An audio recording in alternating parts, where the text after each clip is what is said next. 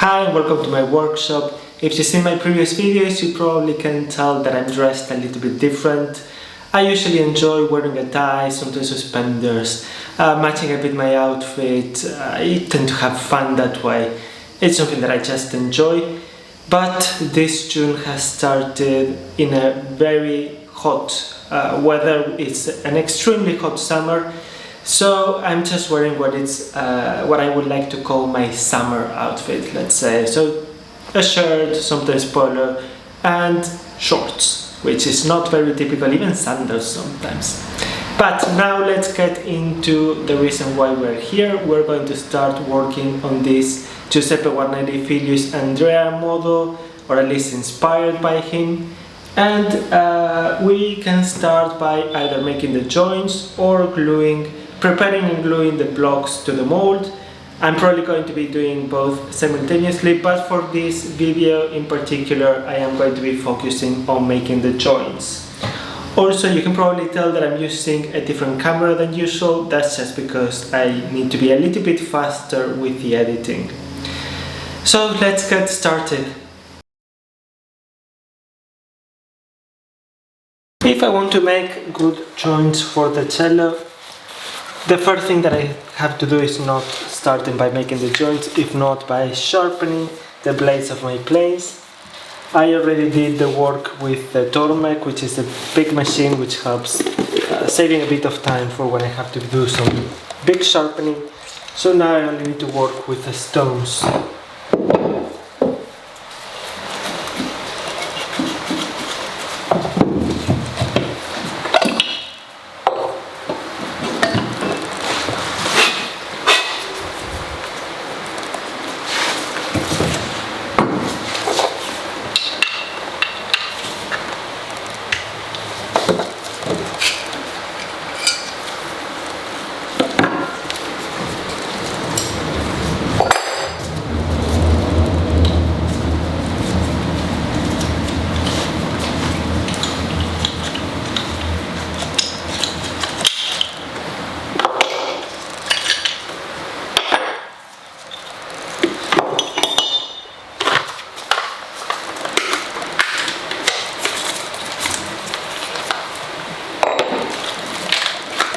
I like having two of these little blades, as I have one for rougher jobs and one for the fine things.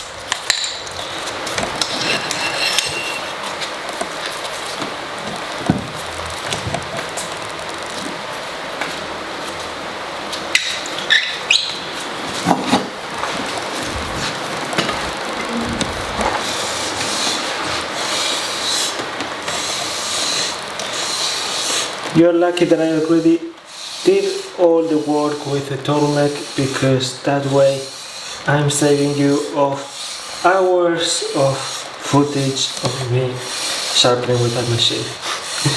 Now, of course, I wouldn't have put those hours there, but it can take quite a long time. In fact, sharpening in general, it can take a lot of time when it's done properly, and that's probably why I think a lot of makers hate sharpening.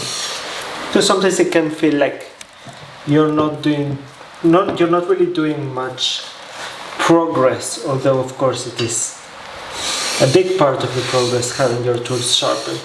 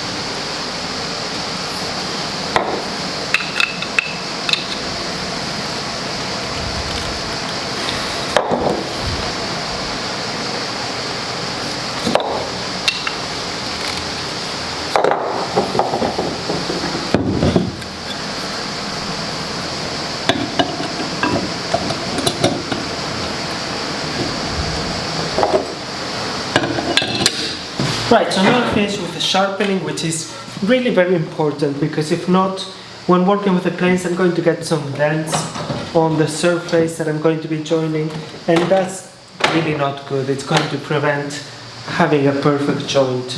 So now that I finished that, I can actually start working on the joints themselves. Actually, before that, what I should do is to make a couple of surfaces flat on both the top and the back, but I already did that, so I'm just going to mark them, and I can start working on the joints. There are different approaches here. Some people like finishing the joints only using the small plane. Some people do everything with the big plane. I don't really think there are any right or wrong answers. I'm not one of those makers who thinks that only the way I do it is the right one. Not at all. There are a lot of different approaches, a lot of different ways of getting to similar or the same results with different ways. It's just the one that people find more comfortable. That's one that suits better the style, and I think that's it.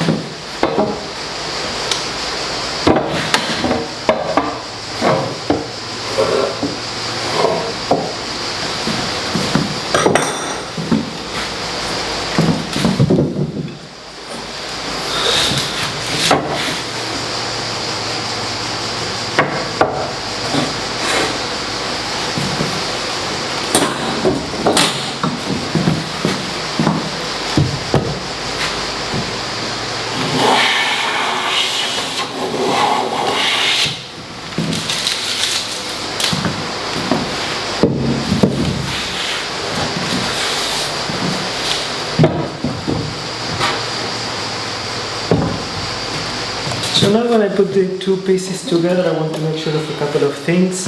First of all is to check that there is no movement like this or diagonally.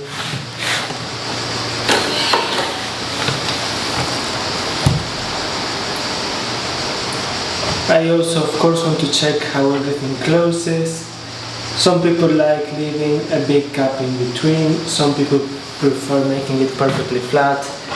As I said, I'm not really one who thinks that there is just one right way of doing things. I think it's quite different how people work on these things.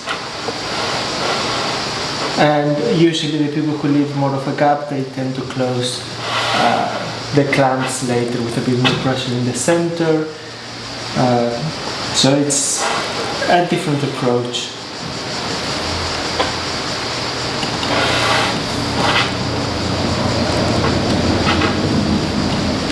Now I see that this one is still a bit too open and I'm checking which one of them it is. So by moving it I can see if the gap in between disappears or not.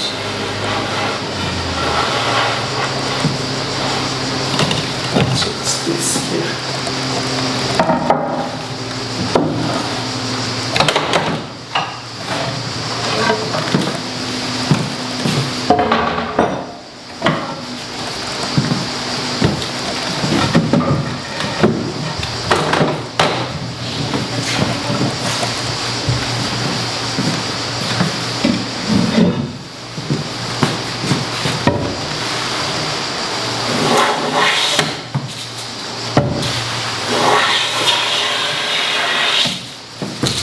So now the top seems to be done and I will proceed to working with the back. The reason why I usually start with the top is because the maple is harder, which means that it's going to make me lose the sharpening sooner.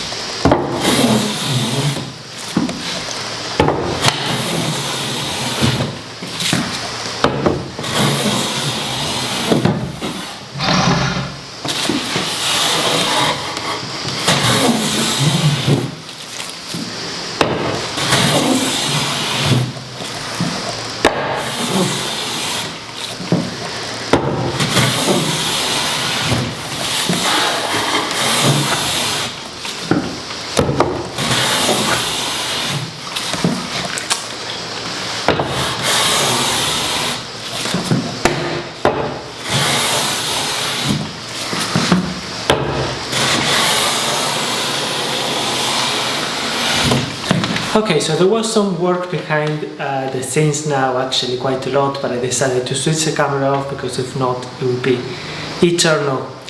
Nevertheless, in theory this is perfect now, it's ready, which means that I should be ready to glue. But things are not that easy. First of all, something that I want to do is to make the part of the arching at the same height, so I'm going to be flattening it a little bit, both on the top and the back, because there is quite a bit of difference here, and I usually prefer gluing on a way that they are flat and at the same height. Another thing, which is something quite important, it is that I tend to like to make two sets of rounds, let's say 2 rounds of glue. A first one where I don't actually glue the joints, that way the wood gets to absorb the glue, and then by the time that I actually glue them, it will be ready. So, something that might happen is that the wood gets deformed a little bit with the humidity and absorbing the glue and everything, which means that I basically need to remake the joints again. So for that I am going to be resharpening again and then doing the whole thing. However, being the wood season, this deformation that can happen tends to be minimum. So if I am precise, and it's very important to be very precise at this stage, but by the point that I make this second row of cutting with the planes, I have to be, as I said, very precise. I have to make a very perfect cut so that I only remove a very thin coat, because if not I would be removing too much wood, and then the whole putting glue at the beginning so that it absorbs it and everything wouldn't make any sense. And lastly, I will probably be using this template that I have here, which is one of the, based on the model that I will be making, to cut a bit some of the areas around that are not necessary, like here for example. This will allow me then to make an extra, let's call it support, that I will be using to glue the joints, to clamp them.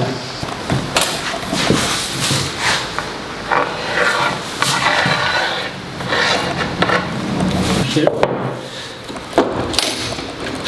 I actually have so much here that I can start.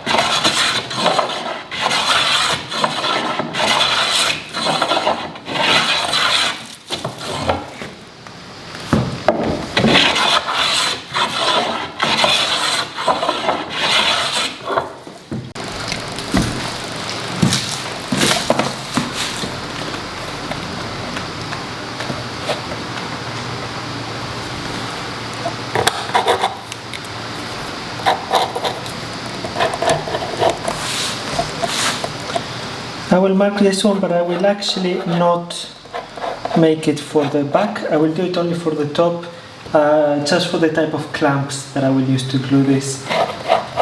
So you will see that later and it will be very clear why.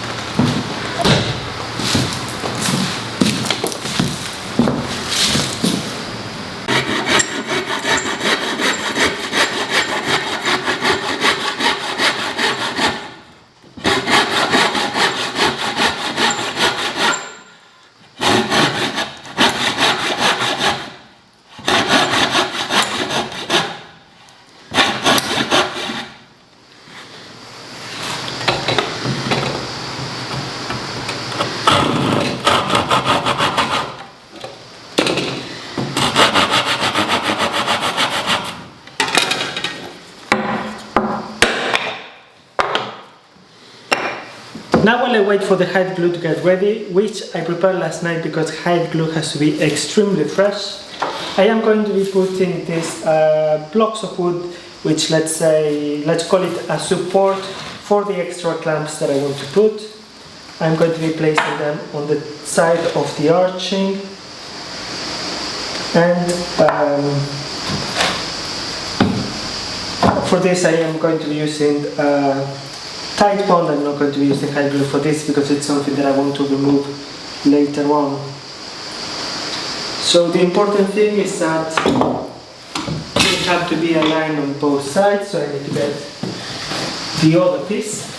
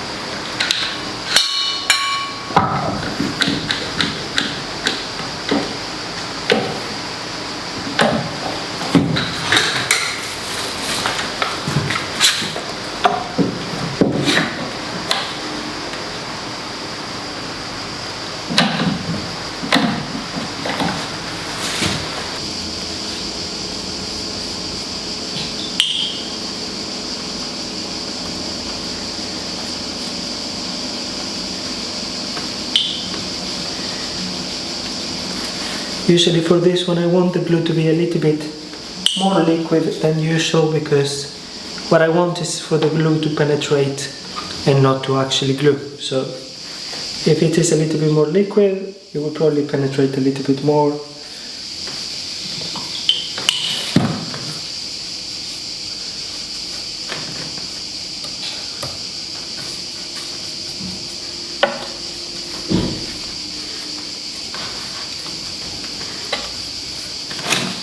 The maple tends to absorb less glue than the spruce. However, I still want to do it here.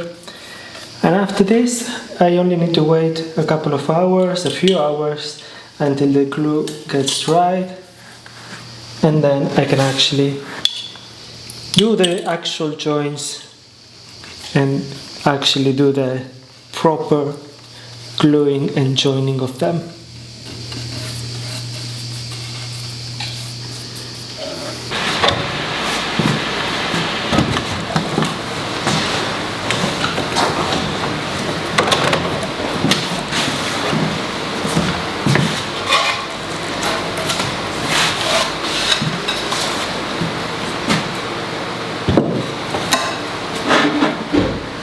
So after the glue, I'm taking a look at how it looks like.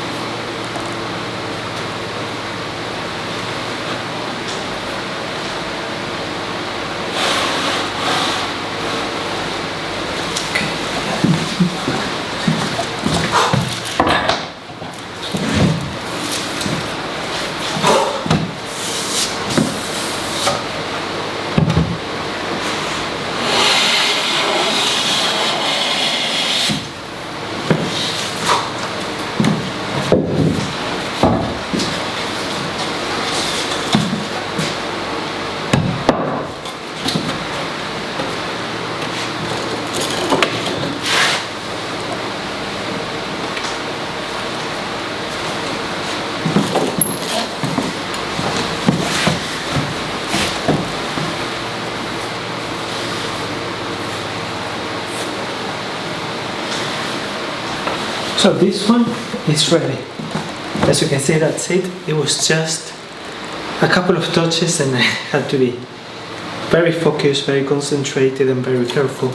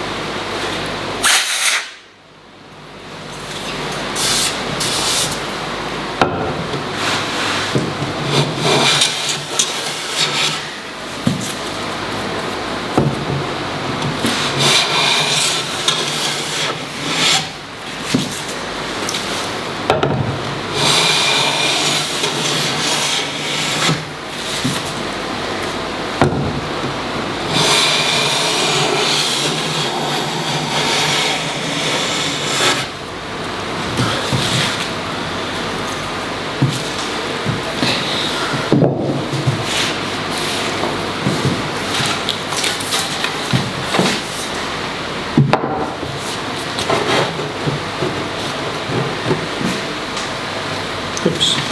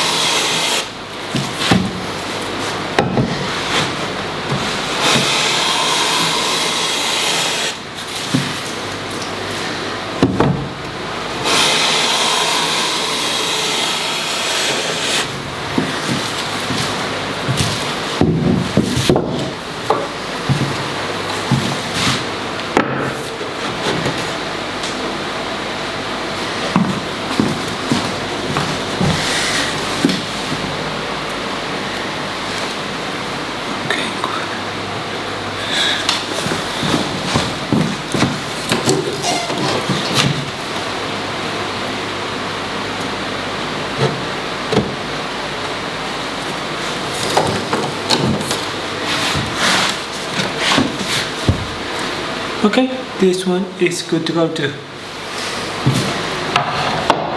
Alright, so now I'm going to start warming up the glue. I'm going to be preparing the clamps, and also I want to hoover everything as I don't want any dust flying around when I'm going to be gluing the joints. The glue is ready and I will try to be as quick and as quiet as possible because it's midnight here, so I don't really want to disturb the neighbors too much.